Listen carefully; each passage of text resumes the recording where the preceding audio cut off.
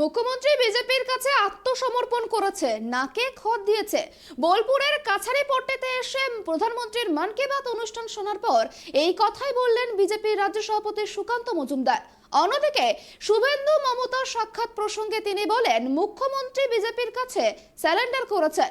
BJP বিধায়কদের কোনো সরকারি অনুষ্ঠানে ডাকা হয় না। এখন মুখ্যমন্ত্রী বলছেন বিজেপির বিধায়কদের নিয়ে দিল্লি যাব। মুখ্যমন্ত্রী মমতা বন্দ্যোপাধ্যায় নাক্ষত দিয়েছেন বলেও মন্তব্য করেন বিজেপির রাজ্য সভাপতি সুকান্ত মজুমদার। এটা তো এখন এগিয়ে বাংলার মডেল, তো মাননীয় মুখ্যমন্ত্রী বলেছেন না এগিয়ে বাংলা। তবে প্রশ্নটা আপনাদের উচিত মুখ্যমন্ত্রীকে করা। মুখ্যমন্ত্রী 2 মাস 3 মাস আগে ওনার প্রশাসনের লোকেদেরকে বলেছিল সব বোমা উদ্ধার করো। তাহলে কি মুখ্যমন্ত্রীর কথা কি প্রশাসন শুনছে না?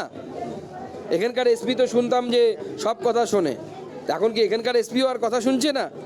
বর্ধমানের এসপি কি শুনছেন না? তো শোনা উচিত তো মুখ্যমন্ত্রীর কথা। দেখুন, জল্পনার কোনো বিষয় নেই। মাননীয় মুখ্যমন্ত্রী বিজেপির কাছে স্যারেন্ডার করেছে। যে বিজেপির এমএলএদেরকে, যে অনুপ সাহা আছে, অন্যান্য বিধায়কদের কথা বলে, তাও অনুপবাবুকে একবার মনে হয় প্রশাসনিক বৈঠকে শতাব্দী রায় এখানকার সাংসদ তিনি রেখেছিলেন। বাদ বাকি কোনো বিধায়ককে কোনোবার প্রশাসনিক বৈঠকে, বিশেষ করে মুখ্যমন্ত্রী যেখানে আসেন সেখানে ডাকা হয় না। আজ অবধি আমাকে একবার ডাকা হয়নি। আজকে সেই মুখ্যমন্ত্রী বলছেন বিজেপির এমএলএদেরকে নিয়ে গিয়ে দিল্লিতে গিয়ে সরকারের কাছে যাব। ভাবতে পারেন, মমতা ব্যানার্জি নাকখত দিয়ে ছেড়েছি আমরা।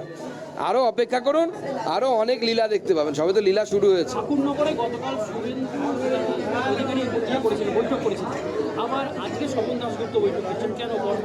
না, আপনাদের কাছে ভুল ইনফরমেশন আছে। গতকাল মতুয়াদের ব্যানারে সিএর সমর্থনে সভা হয়েছে, পার্টির সভা না। আজকে স্বপন মজুমদার করছে, স্বপন দাশগুপ্ত না, স্বপন মজুমদার আমাদের বিধায়ক যে প্রোগ্রামে যাবে সেটাও পার্টির কোনো প্রোগ্রাম না। বস্ত্রদানের প্রোগ্রাম হচ্ছে আলাদা, সেটা পার্টির ব্যানারে না, এনজিওর ব্যানারে। কোনো একটি এনজিও বা সামাজিক সংস্থা করছে, দুটো আলাদা বিষয়। কোনোটাই পার্টির প্রোগ্রাম না। আমরা আমাদের স্ট্যান্ড ক্লিয়ার করেছি। উপাচার্য সাম্মানিক পদ ইউনিভার্সিটি অটোনোমাস সংস্থা, আমরা এতে হস্তক্ষেপ করি না, আমরা পছন্দও করি না। আমাদের বক্তব্য আমরা রাখতে চাই। 2 বছর পৌষমেলা বন্ধ ছিল ডিউ টু কোভিড। আমরা চাই পৌষমেলা আগের মতো হোক, আগের বহরে হোক, আগের জায়গায় হোক। এটা বিজেপির ঘোষিত স্ট্যান্ড। রবীন্দ্রনাথ ঠাকুর এই পৌষমেলা করে গেছিলেন। শিল্পীদের, লোকাল শিল্পীদের অর্থনৈতিক অবস্থা যাতে ভালো হয়, তারা যেন বিক্রি বাটা করতে পারে, তার জন্য আমরা পৌষমেলার পক্ষে আছি, বোলপুরের মানুষের সাথে আছি। তাদের সাথে লড়াই করতে হলে আমরা রাস্তায় নেমে লড়াই করব পৌষমেলার জন্য। হয়ে গেছে। আমি অলরেডি বলে দিয়েছি। বলছি, আপনি যেখানে দাঁড়িয়ে আছেন ঠিক তার উল্টো দিকে রাস্তাতে একটা মাঠ আছে, যে মাঠটার একটা পুকুর ছিল, পুকুরটা বুঝিয়ে দেওয়া হচ্ছে এবং সেই মাঠটাকে এখন প্লট করে বিক্রি করা হচ্ছে। এটা কি বলবেন? এবং ঘটনা যে এখানকার যে কাউন্সিলর, তৃণমূল কাউন্সিলর,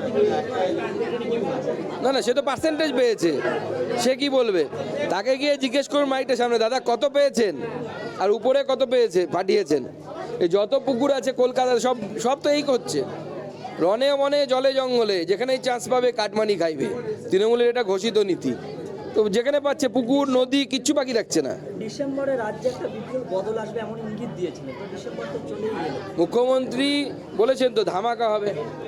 শীত বাড়ছে, শীত পড়লে পিঠে ভাজা হয় আমাদের এখানে, হয় কি না? পিঠে পুলি হয়, পিঠে হবে, পেটে খেলে পিঠে সয়, এরকম অনেক কিছু হবে।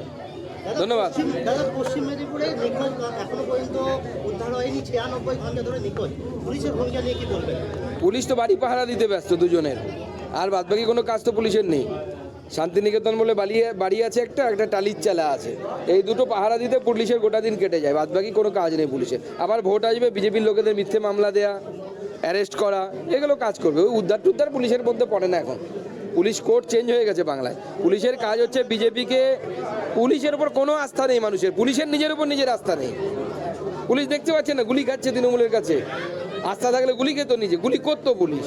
আমরা অন্যান্য রাজ্যে কি দেখি? পুলিশ গুলি চালায়। এখানে পুলিশের নিজের উপর নিজের আস্থা নেই। শুভেন্দু অধিকারী বাড়িতে যাবেন অভিষেক বন্দ্যোপাধ্যায়, এবার বন্ধ করে হয়েছে, তো এই বিষয়টা কিভাবে দেখছেন? দেখুন, শুভেন্দু তার ভাই, যিনি তৃণমূল কংগ্রেসের এমপি, তিনি তার পার্টির নেতাকে আমন্ত্রণ করেছেন। আমরা থার্ড পার্টি, ওর মধ্যে কি বলবো?